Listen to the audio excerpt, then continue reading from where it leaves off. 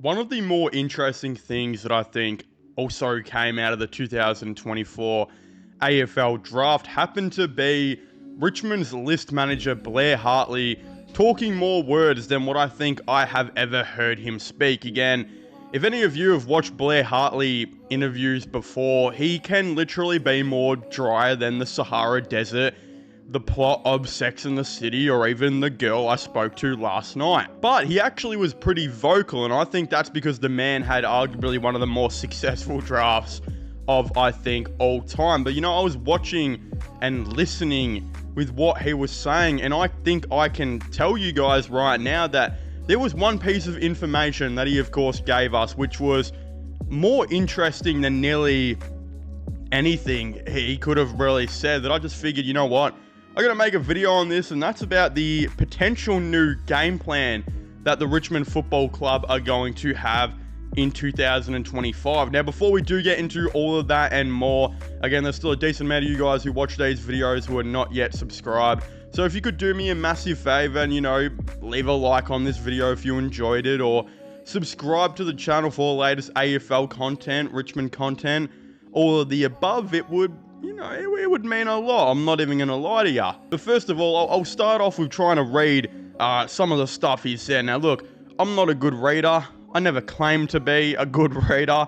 But a reporter actually asked a question to Blair Hartley where he asked, how do you think the AFL will look in 5 years, and do you take it into account while drafting? And Blair Hartley actually said it's a massive part of recruiting.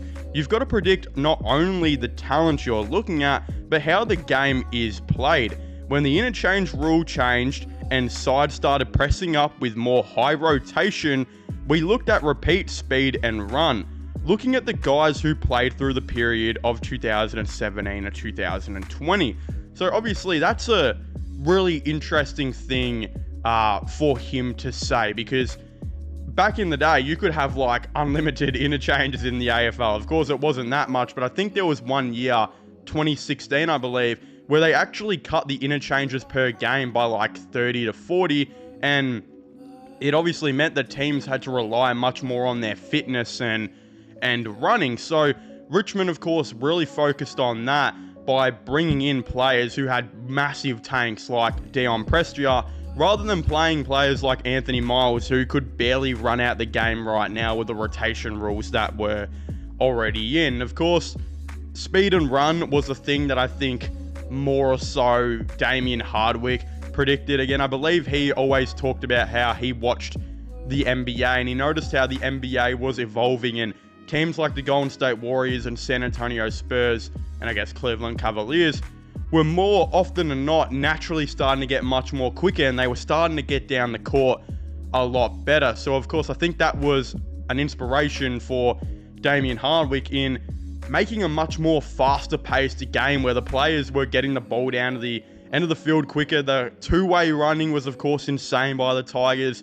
They had some of the best defensive and offensive runners I've personally seen watching the game. I mean, players like Kane Lambert and Shane Edwards were just all over the ground constantly all the time. It was just so crazy to see. But again, that was the game plan that I think Richmond kind of created. Richmond were the team that created that massive like pace and space kind of game style in the AFL. And then of course a lot of teams copied it and implemented it, like Collingwood under Buckley, and then Craig McRae, a former Richmond coach. Sam Mitchell, of course, went on to implement it at Hawthorn. GWS did it a fair bit as well, their coach obviously being from Richmond too. So a lot of teams really started to implement it a lot more, and it was the game style literally from like 2017 to I'd say 2022 that worked a lot. But obviously now the game has changed. We have the stand rule, a bunch of other rules that people don't really like that much. And Blair Hartley, he kind of talks about this. A reporter then also when asked, well, how do you think the game will be played in 2027 to 2028? Blair Hartley, of course, said, we don't want to give too many ideas away, but the game's continuing to get fast, but it's also getting very, very contested based. When it comes to the crunch of big games, it's contested based, and you need guys who can play around the square. Of course, that was something that Damien Hardwick never really had. He did have some okay contested players, but it wasn't like Cochin and Prestia and all these players were actively putting their life on the line to try and win a contested ball or clearance. They knew because the team was so great at two-way running, they could just get teams, on that. If they lost the clearance and it went down back, they would go and defend and they would move that towards the offense. But in today's game, as we have seen, the game is getting more and more contested right now. Again, you had a team like Carlton who basically had a legit just midfield of just only contested and clearance players. Again, it didn't really work out for them, but a team like Brisbane, who everyone and their dad is a contested like beast and clearance ball winner in there who can also cover the ground, is like the new norm in the AFL, and a lot of teams have that. Again, the Melbourne Demons in 2021, they won a premiership. I think they were the first team that really started to have more of a contested style in that running game, pace and space kind of offense era that we had. They had the Christian Petrarca and Clayton Oliver, Jack Viney, and they were like the first team to, I think, do it. It just didn't really last too long for them. They won a premiership and then, messed up in finals the next couple years.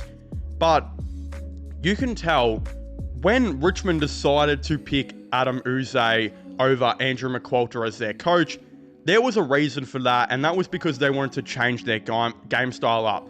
Andrew McQualter was going to have the exact same game style as Damien Hardwick. It probably just would have been a bit less because he's not the original of it. But you look at a guy like Adam Uze who spent time, he was actually the midfield coach of that massive clearance contested midfield that won the flag in Melbourne in 2021. They decided to go with him, I guess thinking that the game is moving towards more of being a contested style of footy, and I think that's the way that they think it's going to go. Of course, in 2024, the game style didn't change at all. In fact, we didn't really have a game style, and you could say that was because of 100 different injuries and whatnot, but it's also because of the players I think Adam Uze had to work with. There weren't really much there. Again, other than Jacob Hopper and Taranto as your contested players, he had players like Thompson Dow in that midfield consistently who are not very good players to start off with, I don't think, unless he turns it around next season. But a lot of injuries just plague the team, and I don't think Uze could really have who he wants. And, he took over someone else's team. The players he had were someone else's players. This year's players were all still Damien Hardwick's players, mainly. But now, next season, Adam Uze has 8 new players who are going to come into his team. Basically a new quarter of a team that are going to be under his game style, and the players who were picked were for Adam Uze's game style, which will be contested based footy in the midfield that emphasizing on clearance work, right? He of course went with Sam Lawler at pick 1, the 188 centimeter inside midfielder, big guy who can go play down forward, kind of a Dustin Martin but Christian Petrarca type of player, who of course Adam Uze has coached both. And then, of course, at pick number 7, they went with Josh Smiley, the 195 centimeter inside midfielder who will be on absolute demon days, I think, for this Richmond Football Club in that team. Again, you just added now 2 massively good contested clearance players to a team that literally had barely none at all. Again, you also add Taj Houghton now, who will start off as a small forward but has the potential to be like a Shea Bolton, Isaac Rankin, and play more in that midfield and help with the ball use side of things, and of course be that clever player that can come in and spark a play.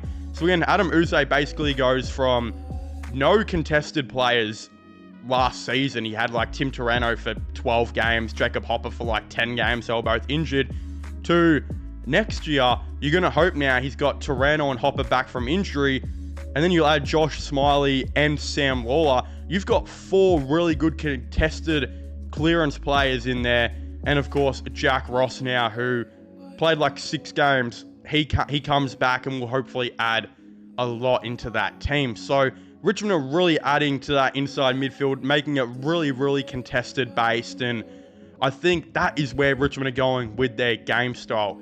Again, if you're worried, where is the pace going to come from? We got to remember, Richmond actually found some really good players on the wing this season. In Hugo Roll-Smith was incredible. We know Seth Campbell played a bit on there, but Sam Banks started to get better and better every game on the wing. And, you know, I think less or so Jack Ross is not as quick, but all the other players as mentioned, very quick players on the wing who'll be able to help out. Again, the forward line, Seth Campbell, Ryan Mansell, Morris Rioli, Taj Houghton. You're going to have a lot of really quick, you know, fast players in that forward line too, who's going to be able to move up the ground and continue to help with two-way running. And then again, now Uze has some really good young key forwards to work with, some really good young key defenders. There's something really interesting going on at Tigerland right now, we'll say. And it looks like their game plan, we're going to finally see what Uze wants to implement next year. And at least I hope so, because I think that's where they're going to be going, you know, for their future. But of course, if you haven't already, please make sure to leave a like and subscribe to the channel for all latest sports content and news, you know, AFL content, all of the above. Don't forget to comment your thoughts and opinions. How do you guys think Richmond's game plan is going to be looking in the future? I'd very much like to know. Again, subscribe to my gaming channel and my IRL/long channel and this channel if you haven't already. And I guess I'll see you guys next time. Goodbye.